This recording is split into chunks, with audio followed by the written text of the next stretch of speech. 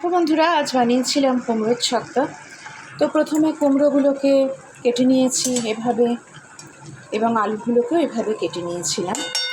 তারপরে এই সর্ষের তেলে আমি রান্নাটা করেছি, কারণ কুমড়োর ছক্কা সর্ষের তেলে করলে খুব ভালো হয়, টেস্টটা ভালো হয়। তো কুমড়োগুলোকে প্রথমে ভাজতে নিয়েছি। তো তখন একটু নুন, একটু সামান্য হলুদ দিয়েছি, আর তারপর কুমড়োগুলো ভেজে তুলে নিয়েছি। দিয়ে ফোড়নের জন্য দিয়েছি 2টো তেজপাতা, 2টো শুকনো লঙ্কা ফাটিয়ে দিয়েছি, আর দিয়েছি 5 ফোড়ন। এবার এগুলো দিয়ে একটু নাড়াচাড়া করার পর আলুটা দিয়েছি। আলুটা দিয়ে যখন একটু ভাজা ভাজা করেছি, তখন গ্যাসের ফ্লেমটাকে কমিয়ে নিয়ে একটু হিং, একটু আদা বাটা, কাঁচা লঙ্কা বাটা ভালো করে রগড়ে নিয়েছি। এরপর কি করেছি, এগুলো দিয়ে সব করে ভালোভাবে মেশানোর পর একটু জিরে গুঁড়ো, একটু কাশ্মীরি লঙ্কার গুঁড়ো রঙটার জন্য, আর সামান্য একটু হলুদ গুঁড়ো দিয়ে ভালোভাবে কষিয়েছি। দিয়ে গরম জল দিয়েছি। গরম জল দিয়ে পরিমাণ মতো নুনটা দিয়েছি।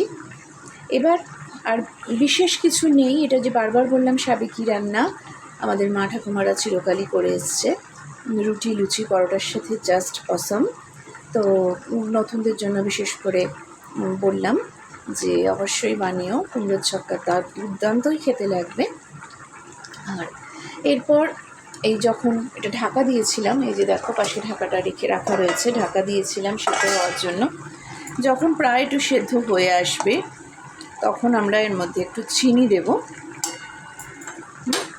চিনি দিয়ে তোমার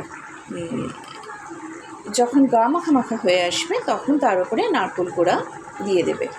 তো নারকেল অপশনাল, নারকেল দিলে তো অবশ্যই ভালো লাগে, কিন্তু অনেকে আবার নারকেল পছন্দ করে না বা অনেকে সহ্য হয় না, তাহলে তারা নাও দিতে পারো। দিয়ে গা মাখা মাখা হলেই নামিয়ে ফেলো, গ্যাসের ফ্লেম অফ করে দাও। তাহলে একবার বানিও কিন্তু, কেমন? টাটা।